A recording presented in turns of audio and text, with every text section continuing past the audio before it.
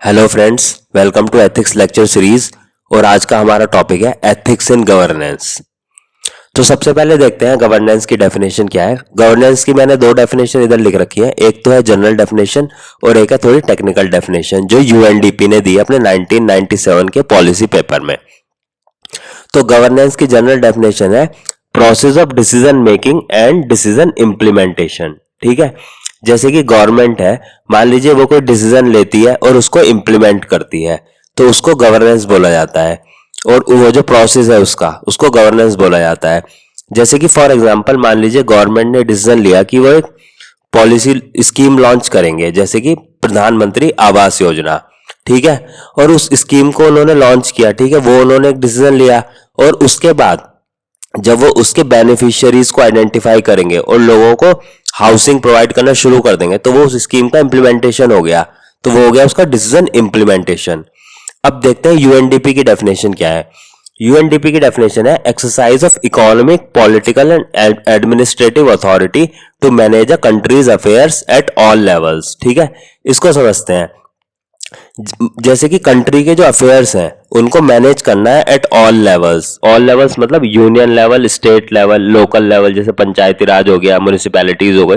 तो उसमें जो गवर्नमेंट अपनी पावर को एक्सरसाइज करेगी, पावर के किस तरह की हो सकती है, इकोनॉमिक पावर भी हो सकती है, पॉलिटिकल भी हो सकती है, एडमिनिस्ट्रेटिव भी हो सकती है। ठीक है, या अथॉरिटी, पावर को अथॉरिटी भी बोल सकते हैं। अब देखिए इकोनॉमिक पावर कैसे गवर्नमेंट एक्सरसाइज करती है। इकोनॉमिक पावर सपोज आरबीआई है, वो अपनी मॉनेटरी पॉलिसी लॉन्च कर रहा है तो उससे क्या कर रहा है, वो एक तरीके से गवर्नमेंट अपनी इकोनॉमिक अथॉरिटी को यूज कर रही है। अब गवर्नमेंट की फिस्कल पॉलिसीज है, वो भी उसकी एक इकोनॉमिक अथॉरिटी है। अब पॉलिटिकल अथॉरिटी हो गई, जैसे कि conduction of free and fair elections, वो पॉलिटिकल अथॉरिटी हो गई। एडमिनिस्ट्रेटिव अथॉरिटी हो गई, जैसे कि स्कीम्स को इंप्लीमेंट करना, जो मैंने अभी आपको एग्जांपल दिया था प्रधानमंत्री आवास योजना। ठीक है, अब इसका नेक्स्ट सेंटेंस है it comprises the mechanism, process and institutions through which citizens and groups articulate their interest, exercise their legal rights, meet their obligations and mediate their differences. मतलब गवर्नेंस ना, उसके गवर्नेंस जो प्रोसेस है उसमें mechanism होते हैं, process होते हैं, इंस्टीट्यूशंस होते हैं जिसमें सिटीजंस और ग्रुप अपने इंटरेस्ट को आर्टिकुलेट कर सकते हैं। जैसे कि फॉर एग्जांपल मान लीजिए प्रेशर ग्रुप है कोई, है ना, प्रेशर ग्रुप है बिजनेसमैन का, जैसे फिक्की हो गया, तो वो क्या करेगा, वो अपने इंटरेस्ट को आर्टिकुलेट करेगा, है ना, अपने गवर्नमेंट के सामने अपने इंटरेस्ट रखेगा कि कॉर्पोरेट के लिए इस तरह की पॉलिसीज होनी चाहिए। ठीक, एक्सरसाइज देयर लीगल राइट्स, है ना। अब सिटीजन्स को अपने लीगल राइट एक्सरसाइज करने हैं, जैसे कि फॉर एग्जांपल आरटीआई हो गया, राइट टू इंफॉर्मेशन, जो कि एक लीगल राइट है। तो उसके लिए जो कुछ इंस्टीट्यूशंस होंगे, है ना, जैसे इसका इंस्टीट्यूशन है सीआईसी, सेंट्रल इंफॉर्मेशन कमिश्नर्स है उसके लिए, है ना। तो ये सब क्या हो गए, ये उनके लीगल राइट्स को एक्सरसाइज करने के लिए इंस्टीट्यूशन, मैकेनिज्म, प्रोसेस हो गए। अगला है meet their obligation and mediate their differences. मान लीजिए कोई डिफरेंसेस है तो उसके लिए भी इंस्टीट्यूशंस है, जैसे कि फॉर एग्जांपल जुडिशरी हो गया, या फिर ADR alternate dispute redressal mechanism हो गए, जैसे लोक अदालत हो गई। तो आप एक ये यूएनडीपी की डेफिनेशन भी पढ़ लीजिए, अगर गवर्नेंस की कहीं डेफिनेशन आई तो आप एग्जाम में सीधा ये डेफिनेशन लिख सकते हैं। अब देखिए गवर्नेंस कितने तरीके की हो सकती है। गवर्नेंस के आगे हम जितने भी प्रीफिक्स लगाएंगे ना, उतने ही तरीके की गवर्नेंस हो सकती है। जैसे कि फॉर एग्जांपल पॉलिटिकल गवर्नेंस हो गई, एनवायरमेंटल गवर्नेंस हो गई, फाइनेंशियल गवर्नेंस हो गई, कॉर्पोरेट गवर्नेंस हो गई, गुड गवर्नेंस हो गई।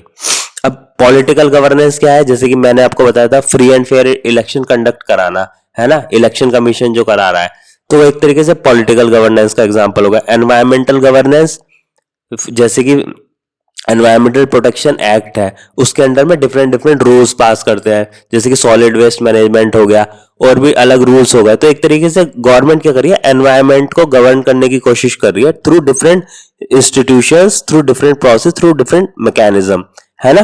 फाइनेंशियल गवर्नेंस, जैसे कि मैंने बताया था आरबीआई हो गया। आरबीआई क्या करता है, अपनी मॉनेटरी पॉलिसी लॉन्च करता है, उसके तरीके उसकी वजह से वो क्या कर रहा है, एक तरीके से फाइनेंशियल गवर्न कर रहा है।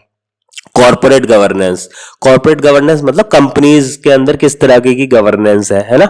गुड गवर्नेंस, अब गुड गवर्नेंस हम पढ़ेंगे अगली स्लाइड में। ठीक, अब देखिए गुड गवर्नेंस क्या है। अब जो गवर्नेंस थी ना, वो एक न्यूट्रल टर्म थी, है ना, एक न्यूट्रल टर्म थी। उसके आगे हम जितने भी डिफरेंट डिफरेंट प्रीफिक्स लगा रहे थे वो उसको डिफाइन कर रहे थे, जैसे पॉलिटिकल गवर्नेंस हो गया। ऐसे ही उनमें एक हमने पढ़ा था गुड गवर्नेंस, पिछली स्लाइड में हमने गुड गवर्नेंस पढ़ा था। अब गुड गवर्नेंस क्या है? गुड गवर्नेंस है अगर गवर्नेंस में हम कुछ पॉजिटिव एट्रीब्यूट्स या वैल्यूज को एसोसिएट कर देते हैं, है ना, जैसे कि इसमें लिखा है positive attributes and values associated with the quality of governance. अब ये पॉजिटिव एट्रीब्यूट्स क्या है और ये कौन कौन सी वैल्यूज हैं जिनको हम गवर्नेंस के साथ, मतलब जिनको हम गवर्नेंस के साथ एसोसिएट करेंगे तो गुड गवर्नेंस बनेगी।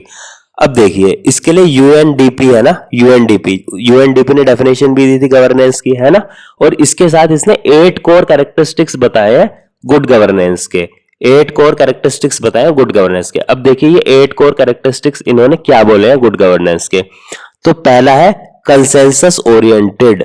कंसेंसस ओरिएंटेड मतलब गवर्नेंस इस तरीके से होनी चाहिए कि ऐसा ना हो कि मतलब जो माइनॉरिटी है, माइनॉरिटी को, उस माइनॉरिटी के लिए कुछ सरकार करे ही ना, है ना। डिसीजन इस तरीके से होने चाहिए, कंसेंसस बेस्ड होने चाहिए, मतलब माइनॉरिटी को भी राइट होना चाहिए। तो उसको कैसे हम देख सकते हैं हमारी डेमोक्रेसी में, है ना, article 19 freedom of speech and expression, वो हर किसी के लिए है, इवन जो माइनॉरिटी है वो भी, उसको भी राइट है बोलने का। अगर उसको कुछ चीज गलत लगती है तो वो भी अपनी बात रख सकता है। तो एक अच्छी गवर्नेंस, वो अच्छी गवर्नेंस होगी वो कंसेंसस ओरिएंटेड होगी, मतलब वो समाज के हर सेक्शन के बारे में सोच के चलेंगे, ना कि किसी मेजॉरिटी सेक्शन के बारे में। दूसरा है पार्टिसिपेटरी। पार्टिसिपेटरी मतलब पीपल्स का पार्टिसिपेशन होना बहुत जरूरी है एक गुड गवर्नेंस के लिए। जैसे कि फॉर एग्जांपल मान लीजिए कोई गांव में कोई पंचायत है, अब पंचायत अपने डिसीजन कैसे लेगी, उसमें क्या होना चाहिए, जो ग्राम सभा है, ग्राम सभा को डिसीजन लेने चाहिए कि इस तरीके से होना चाहिए, इस गांव का जो डेवलपमेंट का मॉडल है वो ग्राम सभा को डिजाइन करना चाहिए, इस तरीके का मॉडल है। और उसको इंप्लीमेंट कौन करेगा, जो गांव का प्रधान होगा, है ना, जो गांव का सरपंच होगा। तो ये एक एग्जांपल है पार्टिसिपेटरी गवर्नेंस का, जिसमें ग्राम सभा का, ग्राम सभा में लोग पार्टिसिपेट करेंगे, अपने सब लोग मिलकर डिसीजंस लेंगे। अब गुड गवर्नेंस का अगला कैरेक्टरिस्टिक है follows the rule of law, मतलब रूल ऑफ लॉ फॉलो होना चाहिए। ऐसा नहीं होना चाहिए कि कोई पर्सन उसकी डिस्क्रिशन चल रही है, जो भी हो लॉ के अकॉर्डिंग हो, लॉ का वायलेशन नहीं होना चाहिए। अगला है इफेक्टिव एंड एफिशिएंट। जो गवर्नेंस है इफेक्टिव होनी चाहिए, एफिशिएंट होनी चाहिए। मतलब जैसे कि सपोज पीएम आवास योजना का मैंने एग्जांपल दिया था, तो उसमें ऐसा नहीं होना चाहिए कि मतलब बहुत टाइम लग रहा है लोगों को घर मिलने में और बेनिफिशियरीज को मिल भी नहीं पा रहा है, ऐसा नहीं होना चाहिए। लोगों को तुरंत जल्दी घर मिलना चाहिए और इफेक्टिव मतलब अच्छा घर मिलना चाहिए, ऐसे समझ सकते हैं। अगला इक्विटेबल एंड इंक्लूसिव, मतलब गवर्नेंस इस तरीके से होनी चाहिए कि एक तो इक्विटेबल और इंक्लूसिव हो, मतलब समाज के हर सेक्शन को उसका फायदा मिले। इक्विटेबल रिसोर्सेज का एक तरीके से देखा है तो इक्वल डिस्ट्रीब्यूशन होना चाहिए, मतलब जो पुअर है उनके लिए भी, उनका भी बेनिफिट होना चाहिए। अगला रेस्पॉन्सिव। रेस्पॉन्सिव मतलब जैसे कि सपोज एडमिनिस्ट्रेटर्स हैं, पब्लिक सर्वेंट हैं, तो उनको जनता की जो समस्याएं हैं उसके प्रति उनको रेस्पॉन्सिव होना चाहिए। अगला है कैरेक्टरिस्टिक ट्रांसपेरेंट। ट्रांसपेरेंट मतलब गवर्नमेंट जो भी करती है वो ट्रांसपेरेंट होना चाहिए, लोगों को पता होना चाहिए। जैसे कि फॉर एग्जांपल, इसका एक अच्छा एग्जांपल है आरटीआई। आरटीआई के थ्रू ट्रांसपेरेंसी बढ़ी है, लोग जान सकते हैं कि सरकार में क्या चल रहा है, उनसे क्वेश्चन पूछ सकते हैं, है ना। अकाउंटेबल, अकाउंटेबल होना चाहिए, जनता के प्रति अकाउंटेबल होना चाहिए पब्लिक सर्वेंट को, और उनके जो सुपीरियर्स हैं, जो डिफरेंट डिफरेंट जो चेक्स एंड बैलेंसेस हैं, है ना, उनके मान लीजिए सीनियर्स हैं, उनके प्रति अकाउंटेबल होना चाहिए। जैसे कि फॉर अगर मान लीजिए मिनिस्टर्स हैं तो वो किसके लिए अकाउंटेबल है, वो अकाउंटेबल है लोकसभा में अकाउंटेबल है वो, और एक तरीके से वो लोकसभा में अकाउंटेबल है, और जो पार्लियामेंट जो है वो किसको अकाउंटेबल है, वो अकाउंटेबल है एक तरीके से जनता को, क्योंकि हर 5 साल बाद पार्लियामेंट में नए एमपीज इलेक्ट होते हैं।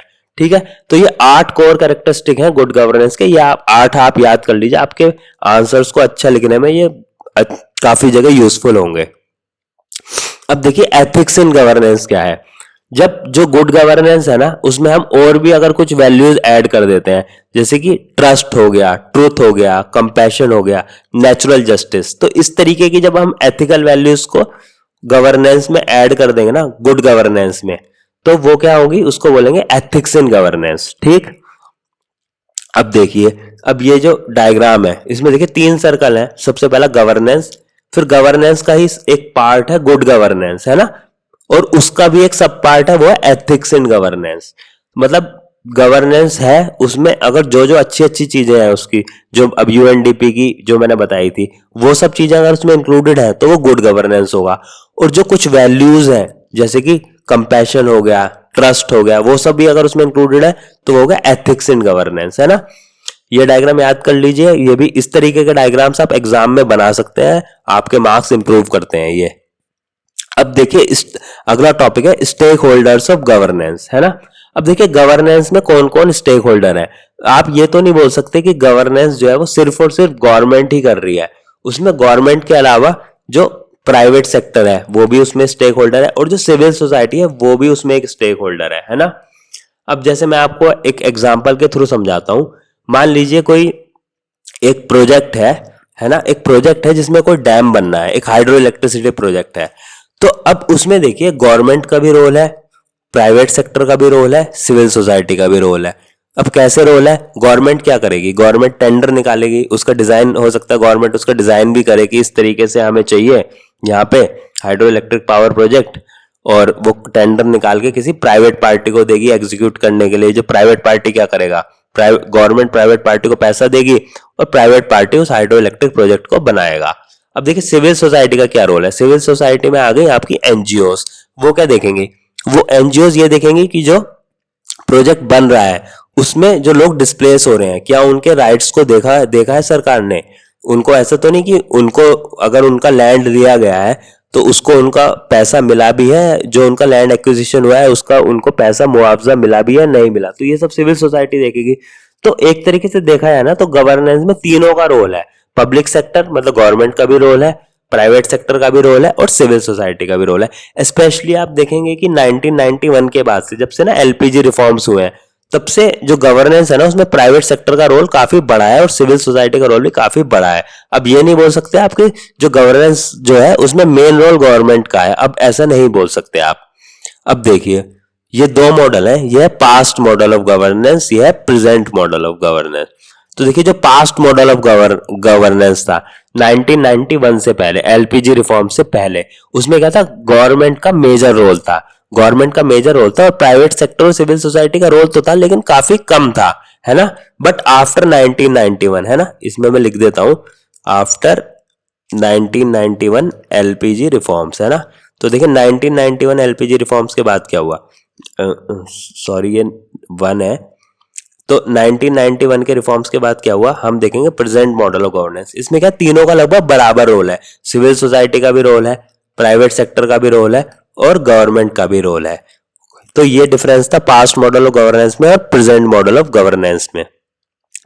अब हम कुछ एग्जांपल्स देखते हैं गुड गवर्नेंस के, है ना। अब एक एग्जांपल है e auction of coal mines, है ना। इसमें क्या है कि जब ई ऑक्शन होगा ना कोल माइंस का, तो एक तो वो ट्रांसपेरेंट होगा और उसमें क्या होगा, जो सबसे हाईएस्ट बिडर होगा, जो सबसे ज्यादा पैसा देगा सरकार को कोल को एक्सट्रैक्ट करने के लिए, तो उसको मिलेगा, एक ट्रांसपेरेंट वे में मिलेगा। तो ये बहुत अच्छा एग्जांपल है गुड गवर्नेंस का। अगला है सिटीजन्स चार्टर। सिटीजन्स चार्टर के बारे में आगे पढ़ेंगे। सिटीजन चार्टर में क्या होता है, जो गवर्नमेंट डिपार्टमेंट होता है जो कोई भी सर्विसेज दे रहा है, तो वो क्या करेगा, सिटीजन चार्टर में सारी चीजें मेंशन कर देगा कि इन केस अगर कि इस तरीके की सर्विसेज दी जाएंगी, अगर आपको कोई दिक्कत है तो आप इस नंबर पे कांटेक्ट कर सकते हैं। तो ये सब सिटीजन चार्टर हो गया। आरटीआई हो गया, right to information. Sevottam model मतलब अच्छी सेवा देनी है गवर्नमेंट डिपार्टमेंट्स को, क्वालिटी ऑफ सर्विस डिलीवरी बहुत अच्छी होनी चाहिए, तो ये सेवोत्तम मॉडल हो गया। Code of ethics for civil servants के लिए कोड ऑफ एथिक्स है, ये सेकंड एआरसी ने बोला था कि कोड ऑफ एथिक्स होना चाहिए, है ना। ये अभी तक लीगल नहीं है बट ये होना चाहिए। ई गवर्नेंस, ई गवर्नेंस क्या है, ई गवर्नेंस से भी गवर्नेंस को और बेहतर किया जा सकता है। इससे ई गवर्नेंस से करप्शन कम होता है, ट्रांसपेरेंसी बढ़ती है, अकाउंटेबिलिटी बढ़ती है। जैसे कि फॉर एग्जांपल आप देखिए जैसे पीएम किसान योजना है, तो उसमें क्या है कि आपको आप ऑनलाइन देखेंगे तो आपको सब दिखेगा कि आप इसमें बेनिफिशियरी हैं, कब आपकी किस्त आई। तो इस तरीके से ई गवर्नेंस जो है ना, ये हमारी जो उस गवर्नेंस को बहुत अच्छा करती है। गुड गवर्नेंस का एक बहुत अच्छा एग्जांपल है ई गवर्नेंस। इससे करप्शन भी कम होता है। जितना डिजिटलाइज करोगे ना उतना क्या होगा, जो पब्लिक सर्वेंट्स है उनकी डिस्क्रिप्शन कम होगी। अब करप्शन जो है ना वो आदमी ही करता है। जब आप आदमी की डिस्क्रिप्शन कम करते चले जाओगे ना पब्लिक सर्वेंट्स की, और सारी चीजें डिजिटाइज होती चली जाएंगी, तो करप्शन ऑटोमेटिकली कम होता चला जाएगा। अब ये तो एग्जांपल्स थे, एक बेस्ट प्रैक्टिस देखते हैं हांगकांग में, है ना। हांगकांग में क्या है, इंडिपेंडेंट कमीशन है अगेंस्ट करप्शन, है ना, इंडिपेंडेंट कमीशन है अगेंस्ट करप्शन। तो ये भी एक बहुत अच्छा एग्जांपल है, ये भी एक बहुत अच्छा एग्जांपल है गुड गवर्नेंस का। अब देखिए इंडिया में भी है इंडिपेंडेंट कमीशन, जैसे कि लोकपाल हो गया, है ना, लोकपाल इंडिया में भी है, बट अभी तक वो उतना अच्छे से फंक्शनल नहीं हो पाया है, अभी उसमें कुछ प्रॉब्लम्स है, होपफुली फ्यूचर में वो रिजॉल्व हो जाएंगी, बट अभी उसको ये नहीं बोल सकते कि वो एक बहुत बेस्ट प्रैक्टिस उसको नहीं बोला जा सकता है अभी के लिए। अब कुछ कोट्स देख लेते हैं। कोट्स में आपको हर वीडियो में बताता हूं, आपको कंक्लूजन लिखने में बहुत हेल्पफुल है ये। आप कोट्स देख ले, पीएम मोदी की एक कोट है, इन्होंने बोला government is file, governance is life, है ना, ये आप यूज कर सकते हैं। कौटिल्य अर्थशास्त्र, इन्होंने बोला happiness of the king lies in the happiness of subjects, king की हैप्पीनेस उसके सब्जेक्ट्स की हैप्पीनेस में ही है। अब यह है ग्लैडस्टोन, इन्होंने बोला the purpose of government is to make easy for the people to do good and difficult to do bad. मतलब गवर्नमेंट का पर्पस यह होना चाहिए कि जो अच्छे काम है वो आसान हो जाए लोगों के लिए करने, और जो बुरे काम है वो बहुत मुश्किल हो जाए, है ना, यही तो पर्पस है गवर्नमेंट का, और यही इसी तरीके से गवर्नमेंट को गवर्न करना है। अब देखिए कन्फ्यूशियस ने क्या बोला है, righteousness as a foundation of good governance, इनको भी आप यूज कर सकते हैं कहीं गुड गवर्नेंस में, एज अ कोट आप डाल सकते हैं। अब नियो लिबरलिज्म पॉलिसी क्या बोलते हैं गवर्नेंस के बारे में, ये कोट नहीं है बट आप इसको कई जगह यूज कर सकते हैं। ये बोलती है मिनिमम गवर्नमेंट मैक्सिमम गवर्नेंस, मतलब गवर्नमेंट को मिनिमम कर दीजिए और गवर्नेंस को मैक्सिमाइज करना है।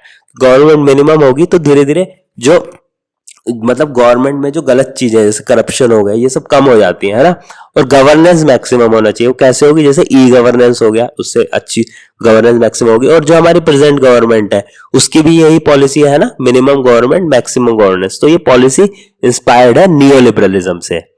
तो इसी के साथ ये लेक्चर खत्म होता है। Thank you guys. नीचे डिस्क्रिप्शन में मैंने अपना टेलीग्राम चैनल दे रखा है, और मेरे जो टेलीग्राम ग्रुप है उसकी भी लिंक है। अगर आपको एथिक्स से रिलेटेड कोई भी डाउट है तो आप मुझसे पूछ सकते हैं, मेरा टेलीग्राम चैनल ज्वाइन कीजिए। और टेलीग्राम ग्रुप पे आप डाउट भी मुझसे पूछ सकते हैं। सो थैंक यू गाइज, मिलते हैं अगली क्लास में।